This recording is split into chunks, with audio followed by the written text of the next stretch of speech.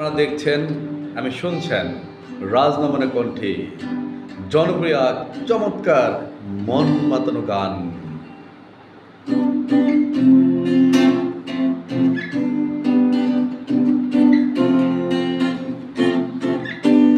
তোরে পুতুলের মতো